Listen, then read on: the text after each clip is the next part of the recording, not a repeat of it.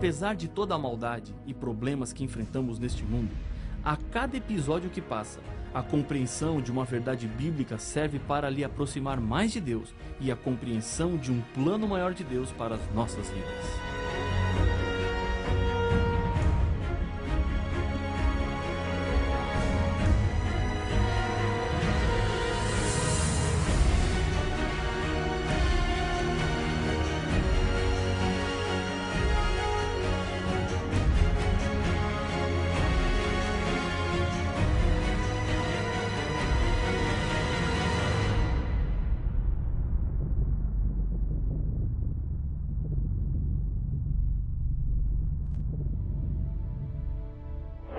No Brasil, 99% da população diz acreditar em Deus. Mas esse dado não é tão animador quando sabemos que apenas 59% leu alguma vez qualquer passagem da Bíblia e ainda menos de 40% frequentam regularmente uma igreja.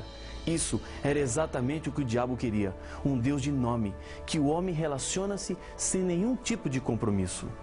No estudo anterior, vimos que o sexto selo do Apocalipse nos ajuda a descobrir quando começaria o tempo do fim na história deste mundo, e com isso, a proximidade da volta de Jesus.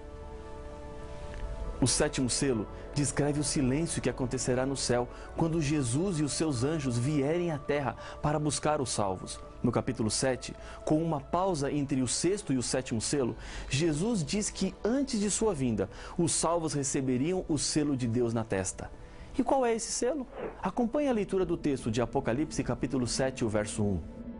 Depois disto, vi 4 anjos em pé nos 4 cantos da terra, conservando seguros os 4 ventos da terra, para que nenhum vento soprasse sobre a terra, nem sobre o mar, nem sobre árvore alguma. Os símbolos do Apocalipse precisam ser interpretados para entendermos o que é que está acontecendo neste momento que o texto bíblico descreve. Os ventos significam guerras, conforme está escrito em Jeremias capítulo 51, versos 1 e 2. Eis que levantarei um vento destruidor contra a Babilônia. Enviarei padejadores contra a Babilônia, que a padejarão e despojarão a sua terra. A guerra que Apocalipse 7 descreve viria dos 4 pontos cardeais da terra, ou seja, será uma guerra que atingirá todo o mundo. O verso 2 continua explicando a visão. Vi outro anjo que subia do nascente do sol, tendo o selo do Deus vivo, e clamou em grande voz aos 4 anjos, aqueles aos quais fora dado fazer dano à terra e ao mar, dizendo: não danifiqueis nem a terra, nem o mar, nem as árvores, até selarmos na fronte os servos do nosso Deus. Apocalipse capítulo 7, versos 2 e 3. Nas 2 grandes guerras mundiais, mais de 70 milhões de pessoas perderam a vida. Embora fossem guerras grandes e sangrentas, a terra não foi danificada como um todo, nem a vida marítima, nem o reino vegetal. Os anjos estão segurando ventos que farão com que a terra fique completamente envolvida pela maldade humana, que se manifestará de diversas maneiras. E esses ventos estão seguros até o momento em que todos os fiéis receberem de Deus um selo. Em 1961, no auge da Guerra Fria, os jornais publicaram a denúncia do senador australiano Thomas Morrow, assinalando que os Estados Unidos quase destruíram o mundo quando a rede automática de alarme contra ataques de foguetes em Nova York registrou erradamente um sinal de que um foguete havia sido disparado da Rússia contra os Estados Unidos. Morrow disse que, felizmente, um canadense que estava nos controles, neste momento, não apertou o botão para enviar um foguete contra a Rússia. Essa dúvida salvou o mundo, porque o erro poderia ter provocado um ataque dos Estados Unidos à Rússia, e esta naturalmente teria respondido. O alarme falso foi provocado por um sinal que rebateu na Lua. Ainda hoje, existe certa tensão quando o assunto são bombas atômicas. Acertos internacionais regulam normas, mas alguns países buscam desenvolver essa poderosa arma, como a Coreia do Norte e Irã, gerando um clima de insegurança em muitas nações do mundo. A Bíblia nos diz que o mundo terá fim, mas não será por causa de nenhuma guerra mundial provocada pelo ser humano. A volta de Jesus é o fim da história deste mundo. E antes de Jesus voltar, os salvos já estão marcados como separados. Em Isaías capítulo 8, verso 16, a Bíblia nos diz onde está o seu selo. Resguarda o testemunho, sela a lei no coração dos meus discípulos. Apocalipse 7 diz que o selo é aplicado sobre aqueles que já estão convertidos. Em outras palavras, aqueles que estão vivendo de acordo com a lei de Deus, procurando ser obedientes aos 10 mandamentos a cada dia. O selo era algo muito comum na época em que a Bíblia foi escrita. Ele dava autenticidade e importância onde era colocado. Um selo deveria conter 3 elementos básicos: nome do governador, cargo que ocupa, território do seu domínio. No 4º mandamento da lei de Deus, os 3 elementos são encontrados juntos. Ali Deus havia colocado o seu selo. O texto está em Êxodo capítulo 20, versos 8, 9, 10 e 11. Lembra-te do dia de sábado para o santificar. 6 dias trabalharás e farás toda a tua obra, mas o 7º dia é o sábado do Senhor teu Deus. Não farás nenhum trabalho, nem tu, nem o teu filho, nem a tua filha, nem o teu servo, nem a tua serva, nem o teu animal, nem o forasteiro das tuas portas para dentro. Porque em 6 dias fez o Senhor os céus e a terra, o mar e tudo o que neles há. E ao 7º dia descansou. Por isso, o Senhor abençoou o dia de sábado e o santificou. O selo de Deus. Nome: Senhor, o teu Deus. Cargo: Criador de todas as coisas. Território: Universo. Ezequiel capítulo 20, verso 12, confirma o texto dizendo: também lhes dei os meus sábados, para servirem de sinal entre mim e eles, para que soubessem que eu sou o Senhor que os santifica. O ato de o selo ser colocado na testa dos salvos representa, na verdade, a mente que está por trás. Ou seja, serão selados aqueles que aceitarem de verdade a vontade de Deus para a sua vida. O selo de Deus na lei demonstra a autoridade de quem fez a lei. O selo na testa representa a quem pertence àquela pessoa. É como colocar o seu nome em um livro. Ele não é mais igual aos outros. Ele lhe pertence. Deus faz também assim, coloca um selo sobre aqueles que são dele e no momento da volta de Jesus levará para a eternidade os salvos. O diabo nos roubou, mas Jesus não é um ladrão. Ele não pega o que não é dele. Para poder transformar a sua vida, Jesus nos comprou com o seu sangue. O diabo quer nos matar, porque o salário do pecado é a morte. Mas não precisa ser a sua morte, porque Jesus já morreu no seu lugar. Você pode rejeitar o selo de Deus. E se você fizer essa loucura, Jesus não terá direito de propriedade sobre você e sua vida. Em Isaías 56, uma profecia demonstra que os que não eram judeus seriam conhecidos ao se unirem ao povo de Deus pela obediência. Acompanhe a leitura dos 7 primeiros versos. Assim diz o Senhor: mantende o juízo e fazei justiça, porque a minha salvação está prestes a vir e a minha justiça prestes a manifestar-se. Bem-aventurado o homem que faz isso, e o filho do homem que nisto se firma, que se guarda de profanar o sábado e guarda a sua mão de cometer algum mal. Não fale o estrangeiro que se houver chegado ao Senhor, dizendo: o Senhor, com efeito, me separará do seu povo.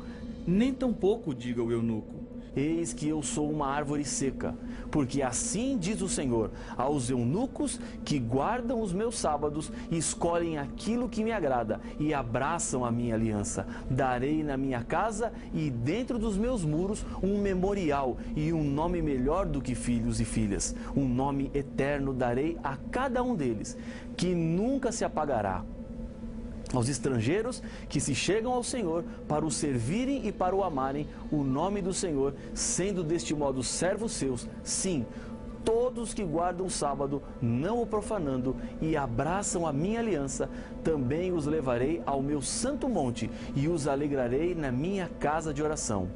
Os seus holocaustos e os seus sacrifícios serão aceitos no meu altar, porque a minha casa será chamada casa de oração para todos os povos. Isaías 56, versos de 1 a 7.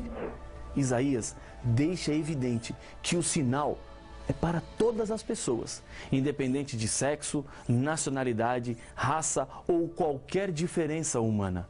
Jesus usou o contexto de Isaías 61, quando purificou o templo, expulsando aqueles que estavam comprando e vendendo, fazendo da casa de oração uma casa de comércio. Isso demonstra que os propósitos e princípios de Deus não mudam. Sábado para todos os povos e casa de oração para todos os povos representam verdades de Deus para todos os tempos. Quando Jesus esteve aqui na terra como um ser humano, a Bíblia diz que ele tinha um hábito. Veja o que está escrito no Evangelho de Lucas, no capítulo 4, verso 16. Indo para Nazaré, onde fora criado, entrou num sábado na sinagoga, segundo o seu costume, e levantou-se para ler. A cada semana, todos os sábados, Jesus estava na sinagoga. Ele estava dando um exemplo e muitas coisas que nós aprendemos foi feito pelo exemplo de outras pessoas. Ensinamos os nossos filhos através do exemplo. Essa era uma das estratégias de Jesus. O sábado é um dia reservado por Deus para ter um encontro com você. Deus está lhe convidando para ir à igreja no sábado e passar momentos agradáveis e felizes com o Criador da sua vida. Um argumento usado para dizer às pessoas que hoje não precisamos mais obedecer ao quarto mandamento é dizer que Jesus ressuscitou no domingo. Então, agora, esse passou a ser o dia do Senhor. Está certo? Não. Estaria certo se a Bíblia dissesse isso, mas como não diz, isso não é a verdade. A Bíblia diz até mais. Depois que Jesus já estava morto, veja o que aconteceu entre os seus seguidores, incluindo a sua mãe. Então, retiraram-se para preparar aromas e bálsamos, e no sábado descansaram segundo o mandamento. Lucas capítulo 23 e o verso 56. Os fiéis seguidores de Jesus não ungiram o corpo de Jesus, mas descansaram no sábado. Se Jesus tivesse abolido a guarda do sábado, como alguns argumentam, os discípulos e nem a própria mãe de Jesus sabiam. Lembre-se de uma coisa: ser cristão é imitar Jesus, ser semelhante a Ele e viver a vida que Ele viveu. Um exemplo disso é não odiar ninguém. Jesus, quando estava morrendo na cruz, pediu para que Deus perdoasse aquelas pessoas, pois elas não sabiam o que estavam fazendo. E todo esse engano que tomou conta do mundo religioso, fazendo com que as pessoas fiquem perdidas nesse assunto, tem a sua origem revelada na Bíblia. Daniel, capítulo 7, verso 25, fala de um poder que se levantaria contra Deus. Se você tiver uma Bíblia, acompanhe comigo a leitura do texto. Isso é muito importante. Proferirá palavras contra o Altíssimo, magoará os santos do Altíssimo e cuidará em mudar os tempos e a lei. Jesus, no começo do Sermão do Monte, esclarece no verso 17 do capítulo 5 de Mateus que ele não tinha vindo à terra para mudar a lei, mas sim para cumprir. A mudança da lei não vem de Deus, mas de um poder que quer destruir os filhos sinceros de Deus. Deus não fez a mudança da lei e nem autorizou ninguém a fazer.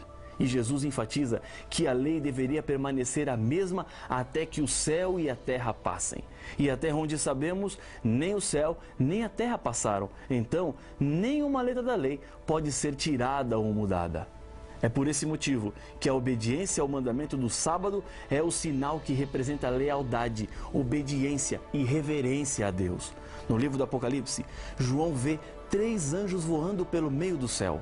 Esses 3 anjos falam aos habitantes do planeta Terra e trazem advertências. O primeiro anjo traz a seguinte mensagem: temei a Deus e dai-lhe glória, pois é chegada a hora do seu juízo. E adorai aquele que fez o céu e a terra e o mar e as fontes das águas. Apocalipse capítulo 14, verso 12. Nós já ouvimos uma afirmação semelhante nesse estudo, e ela vem do 4º mandamento, o que fala sobre o sábado. Para recapitular, veja mais uma vez Êxodo capítulo 20 e o verso 11. Porque em 6 dias fez o Senhor os céus e a terra e o mar e tudo o que neles há, e ao 7º dia descansou. Por isso, o Senhor abençoou o dia de sábado e o santificou. O anjo está chamando a atenção dos seres humanos para o mandamento do sábado. E qual é o motivo de termos que guardar o sábado? A resposta está no contexto do verso. Porque Deus é o Criador. Foi Ele quem fez. E como Criador, Ele pode exigir. Essa questão do sábado nunca foi tão importante para os cristãos como é em nossos dias, no século XXI. A ideia de que o mundo veio do nada e somos resultados da evolução está espalhada por aí. Há milhões e milhões de anos atrás houve uma grande explosão e dela uma parte que se espalhou no universo virou o planeta Terra. Nessa teoria não há espaço para o que a Bíblia apresenta como sendo a criação do mundo. Nada de acaso, mas sim fruto de um planejamento de Deus em compartilhar a vida com seus seres criados e fazer deles felizes. Ser fiel ao sábado é anunciar ao mundo que você acredita na Bíblia e que Deus é o Criador de tudo. Infelizmente, essa verdade tem sido negligenciada por muitos, inclusive estudiosos da Bíblia. A Bíblia e só a Bíblia é o que precisamos para andarmos em segurança neste mundo. Alguns anos atrás, estava dirigindo uma campanha de estudos da Bíblia em uma igreja no interior de São Paulo. Muitas pessoas estavam vindo a cada noite para aprenderem mais sobre Deus. Histórias lindas aconteceram naqueles dias de pessoas que tiveram as suas vidas transformadas. Numa dessas noites, o meu tema era sobre o sábado. Estava argumentando e mostrando textos bíblicos para comprovar que desde a criação do mundo até o paraíso restaurado, Deus escolheu o dia de sábado como o dia santo e especial, quando uma mão se levantou e pediu minha palavra. Naquele instante fiquei preocupado com aquilo que aquela senhora iria falar, pois eu não a conhecia, mas ela insistia com a mão erguida e eu não tive como não lhe dar a oportunidade para falar. Disse-lhe, pois não? Ela ficou em pé e olhando nos meus olhos falou com firmeza, pastor, não é muita pretensão apenas você falar do sábado nessa cidade enquanto nenhum outro líder religioso fala? Respirei fundo para começar a resposta quando outra mão do outro lado do auditório se levantou. Tive que dar a palavra também. Era outra senhora que ficou em pé e pediu permissão para vir à frente. Disse a ela que poderia vir. Com uma voz calma, ela disse, neste ano, resolvi fazer um ano de leitura da Bíblia. Comecei em Gênesis 1 e minha meta era chegar até o final do Apocalipse em dezembro. Na minha leitura, descobri que o sábado aparecia muitas vezes com mensagens importantes. Ontem à noite, procurei o líder religioso da minha igreja, com esta dúvida no meu coração, e o que ele me falou é a razão por que eu estou aqui hoje à noite. E eu lhe perguntei, o que foi que ele disse? Ela então completou, ele falou-me que, na verdade, a Bíblia fala da guarda do sábado, mas eles não poderiam ensinar isso lá, porque senão a igreja ficaria vazia. Você está entendendo o que eu estou querendo lhe dizer? Não estou falando que é fácil, estou lhe dizendo a verdade. Mais do que isso, quando você quer fazer a vontade de Deus, Ele proporciona os meios para você conseguir. Tenho sido testemunha de histórias impressionantes e o mesmo Deus quer fazer na sua vida. Não tenha dúvida disso. Decida agora fazer a vontade de Deus e ser fiel ao sábado bíblico. E eu tenho certeza que as bênçãos do Senhor repousarão sobre a sua vida. Se esse é o seu desejo, se essa é a sua decisão, ore comigo. Senhor, obrigado pelas claras mensagens que temos em Tua Palavra. Aprendemos mais uma, a verdade sobre o sábado. Ajuda-nos a vivermos de acordo com ela, pois nós colocamos o nosso coração nas Tuas mãos, em nome de Jesus. Amém.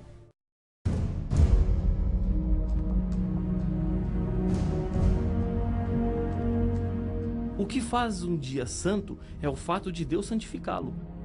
E a Bíblia nos revela que o único dia que Deus santificou foi o dia de sábado. Então, se o domingo não é um dia santificado, por que muitos o guardam? Onde temos provas que o domingo não é o dia de guarda? Para saber as respostas, não perca o próximo episódio de Apocalipse, o fim revelado.